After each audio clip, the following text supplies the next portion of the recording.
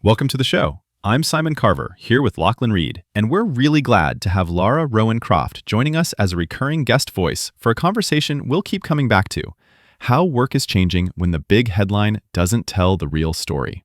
And Lara, the image stuck in my head this week was not a 1,000-person layoff on a press release. It was one employee getting 3 extra check-ins, 2 new dashboards, and suddenly being asked to explain a 10-minute gap on Slack. Yeah, that's the bit that gets you. It's not the old school, righto, whole department's gone by Friday. It can feel more like the office air changes 1 degree at a time. More pings, more just checking, more little nudges that on their own look harmless as. But together? Mate, it starts to feel like riding a bike with the brakes gently rubbing the whole way.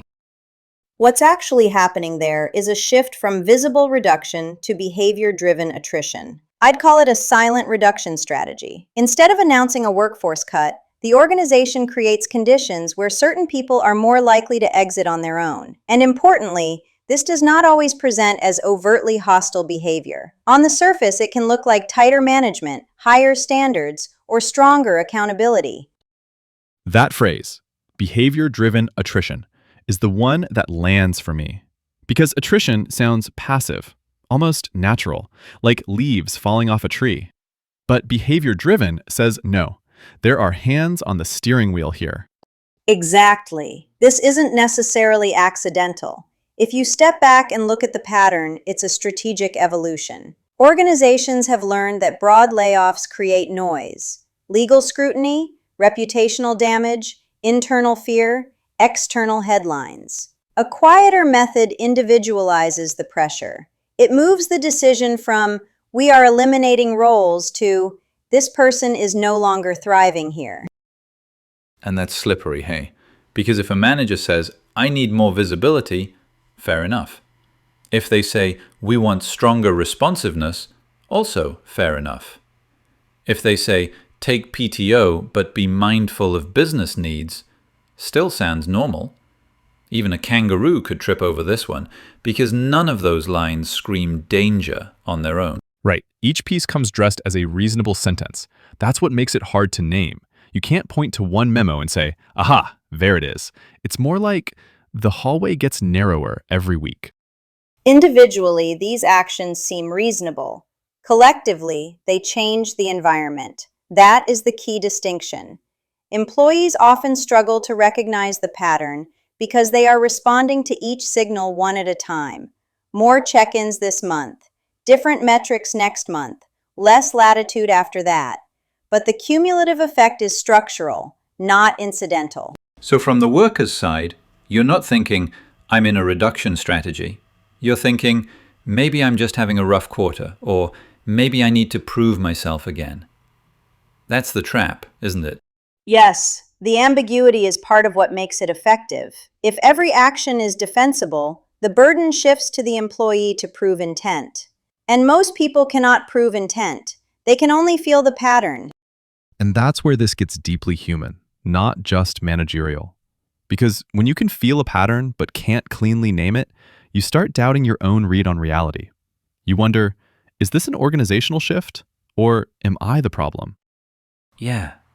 And once you're asking that every day, the whole thing's already working, isn't it? The mechanics are usually not dramatic. More monitoring is one. Activity, presence, responsiveness. How quickly did you reply? When were you online? How visible are you in systems? Then there is a shift from outcomes to activity-based measurement. Not, did you deliver the result? But did you display enough signals along the way? And as clarity drops, smaller behaviors start being treated as evidence. Calendar gaps, delayed responses, tone in meetings, PTO timing, camera use, office presence.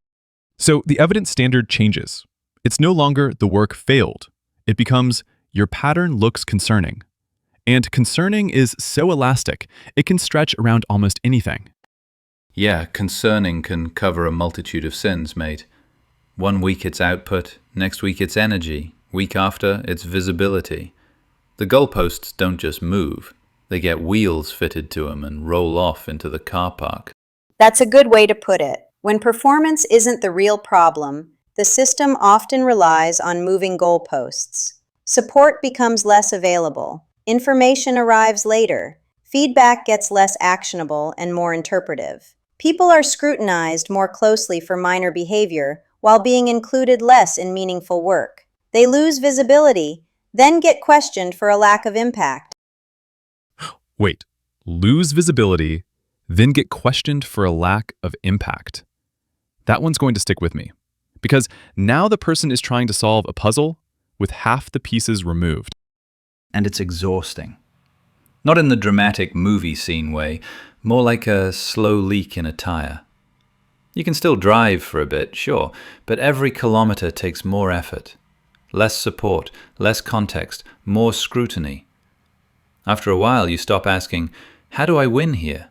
And start asking, why am I still doing this? Precisely. The system doesn't need you to fail. It just needs to make staying harder than leaving. There's the whole episode in one sentence. Not, you are terminated. More, you are slowly being converted into someone who will choose the exit for us. And from the company side, they can dress it up nice and neatly. Performance-based exits, cultural misalignment, evolving expectations, all very polished. All sounds above board. Yes, and from the employee's side, it feels very different. Confusion, pressure, loss of clarity, isolation. That tension matters. Intent and perception do not have to match for damage to occur. A leadership team may describe this as raising standards. Employees may experience it as engineered instability. And the broader shift here is ugly because it's scalable. Instead of making a transparent organizational decision, you distribute pressure person by person. Data becomes a proxy for performance. Surveillance becomes a proxy for leadership. Ambiguity becomes a tool. Which also makes it harder to spot from the outside. No big redundancy number, no giant all hands, just a repeatable little machine that can run quietly across teams. That's the bit that really spooks me. It may look efficient in the short term. Fewer headlines, less severance, less overt disruption. But it is corrosive over time. It erodes trust. It reduces discretionary effort. People become more guarded, less candid, less willing to stretch. And once organizational honesty starts to decline, execution quality usually follows. The loud layoffs of the past were painful, but at least they were honest. What we're seeing now is quieter, and in many ways, far more difficult to confront. Lara, brilliant to have you with us. Feels like one of those conversations we're going to keep unpacking. Glad to be here. Thanks for listening.